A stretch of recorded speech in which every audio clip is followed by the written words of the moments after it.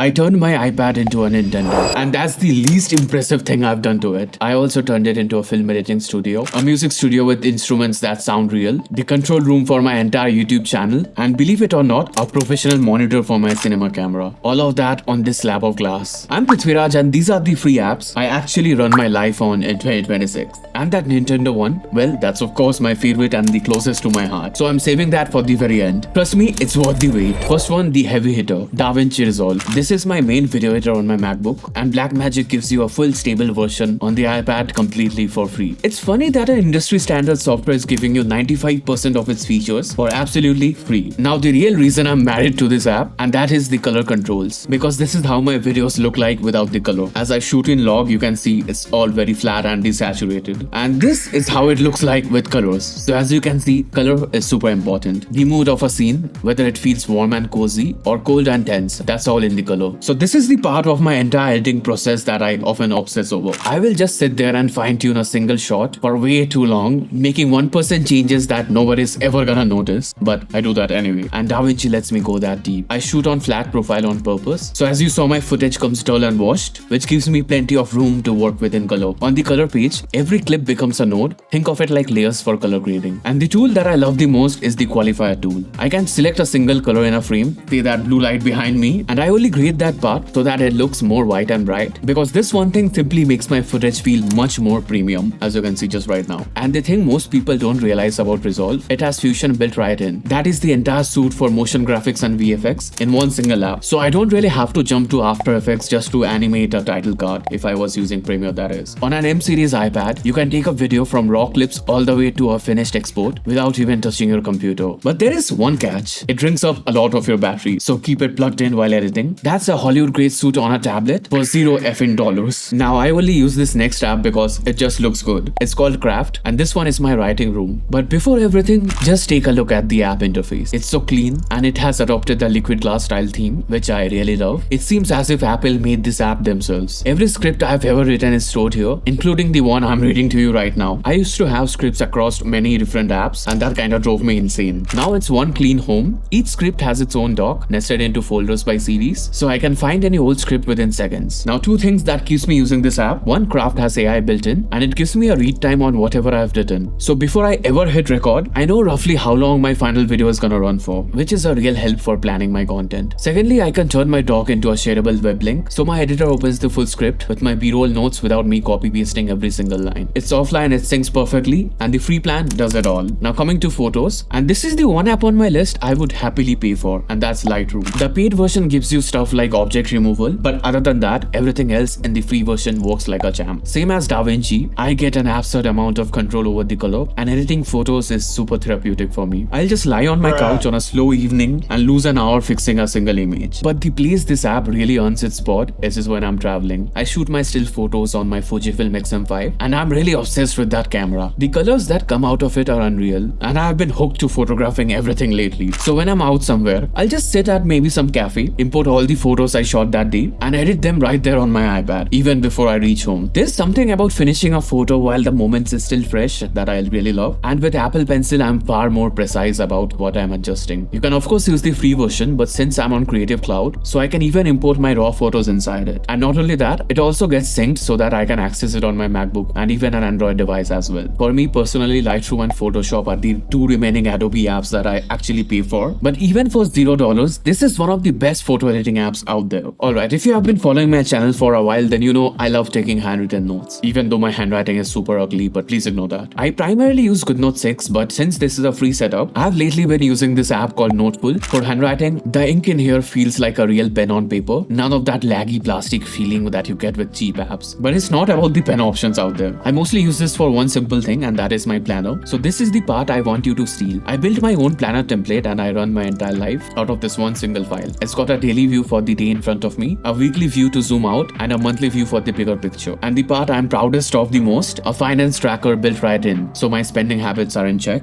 and that lives at the same place as my daily schedule. I've imported that template into Noteful and plan out everything with the Apple Pencil. One template, my whole life, all in one app. I also note down my filming notes in here, every b-roll that I need to shoot, every overhead angle and stuff like that. I plan all of those in here, because there is something about the feeling of writing stuff with your own hand that simply type text can replicate. I'll leave the link of the the template in the description so you can run the exact system like I do. Now GarageBand, and this one's my personal favorite because outside YouTube, this is what I do. I'm a DJ and a music producer. I make electronic and house music, and that's not really a weekend hobby for me. I've even got multiple releases out on Spotify. You can check them out. The link is in the description. So when I tell you what this free app can do, it's coming from someone who does this professionally. Think of GarageBand as a whole rack of instruments living on your iPad, and the key thing is that they all sound real, not some crappy, weird sounding audio that you get from like cheaper ones. When I play the keys, the synths and the bass, it sounds like the real thing, and that really matters for me because these sounds often end up in my songs. The sampler is the wild part. I can record any sound at all, my voice, a tap on the table, and it turns into a playable instrument across the keyboard. So once I'm done recording my samples, I can simply import those samples in my main DAW that is on my computer. Logic Pro is there for the iPad, but it's not a free app, and I don't use Logic Pro as my main DAW anyways. DAW or DAW stands for Digital Audio Workstation, by the way. I use FL Studio, and the iPad version really sucks. So I simply record whatever I need on GarageBand and then import that waveform into FL Studio. And another thing that I love about this one is the live loops. I can trigger and layer clips the way I would do on my DJ setup, as you can see behind me. And Apple hands you every single bit of this absolutely for free. If you touch music at all, this one is simply lovely. This is a quick segment, but it deserves its spot. Apple Calendar. There's nothing flashy about it, and that's exactly why I use this one. The interface is clean and it's not trying to sell me anything. I like to time block my day as you saw in my planner. I literally plan every day by hour. Filming goes here, editing time there, and I like to color code stuff. So with one single glance, I can get what all I need to get done in that day. It syncs with my iPad, iPhone, on my MacBook, so the plan follows me everywhere.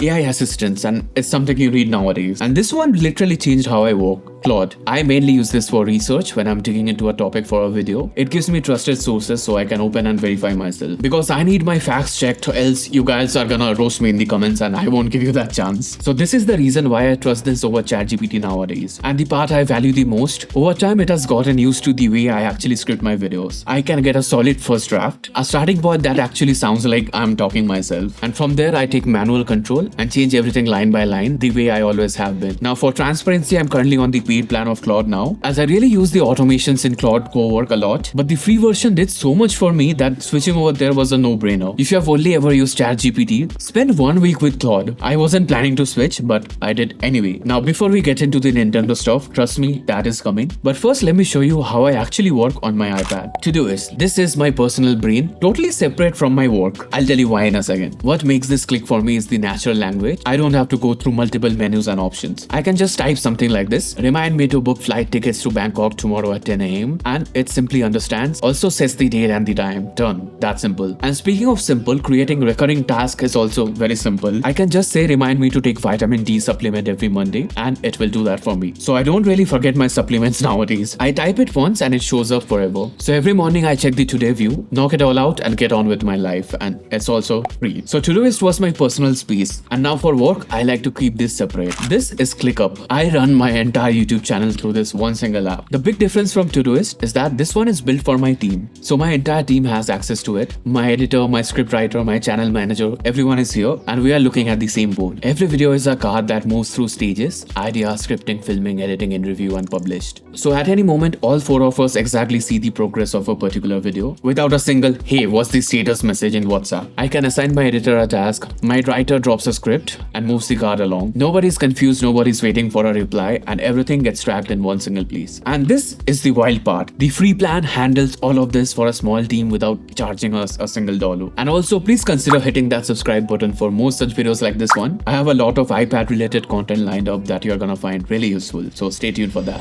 Flipboard. And I'll be straight about exactly when I use this app. And it's my washroom app. Every morning I wake up, I sit down, you know where, and I open this app, Flipboard, as it's the perfect app for that. It's a news app, but a satisfying one. I flip through pages, and I don't have to download separate app for every single outlet. I simply follow the stuff that I care about. Like for tech, I follow articles like The Verge, and this helps me get 2 things out at once. 1, I stay on top of what's happening in tech, the latest gadgets and the latest releases. 2, and this is the sneaky useful part for me as a creator. Half of my content ideas come from looking into these stories, And since I do this the first thing in the morning, I can plan my day accordingly. When a story grabs me, I can open this reader view to open a clean version with no ads and clutter. So I use this app every single day, same time, at the same place. Alright, the next one is only relevant to you if you are a creator, but it changed how I film myself. Monitor Plus. I shoot my videos on my Sony FX3 and the flip screen of my camera is very small. So I simply connect my camera to this and it only requires an USB-C cable. And my 13-inch iPad Pro becomes a big proper monitor. I can exactly see what the camera sees, full size from across the room. And the best part is that I can focus myself just by touching the screen. And I can even adjust the camera settings like ISO, shutter speed and all that stuff. So I always know my face is in focus even before I hit record. It's a free app, but some features are behind the paywall. But thankfully, it's a one-time payment and not a subscription like everything else. With the Pro upgrade, you can get access to deeper tools. So if you film yourself using a Sony camera, this is a must-have app on your iPad. Even the free version works out super fine. And finally, this is the one I made you wait for. How I converted my iPad into a Nintendo console. This is Delta Emulator. I saved this for last on purpose because out of everything on the list, this is the one that matters to me the most. It's a free emulator on the App Store and it can run games from Game Boy Advance, SNES, Nintendo DS, Nintendo 64 and all that stuff. As when I was in school, many of my friends had the Game Boy Advance, but my parents sadly didn't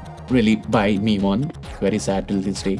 So now it's my time to finally play those games. I used to play those in my PC on an emulator though, but it's still not the same, it's not portable. This app is pure nostalgia and I'm not gonna pretend it otherwise. Because this takes me way back in time. I literally grew up on these games. Super Mario, Contra, Mario Kart and the big one, Pokemon Fire Red. Fire Red is my entire childhood. I can still picture being a kid, completely lost in that game, no responsibilities, no stress, just me and the next gym battle. Sabrina was kind of tough though. Truth is, life was a lot simpler back then. The first time I loaded Fire Red onto this iPad, I completely disappeared and finished this game like under 2 days, day and a half to be precise. The grown version of me and the kid version of me turned into the same exact person. And what gets me is how far this has come. Years ago, we had to jailbreak our iPad or the iPhone just to do this, a whole lot risky and complicated process. Now it's free and legal download from the App Store and it runs beautifully. You can skin the controller to look like a real Game Boy and also save states that lets you never lose a single progress. And you can even apply cheat codes in here. And that's the best part.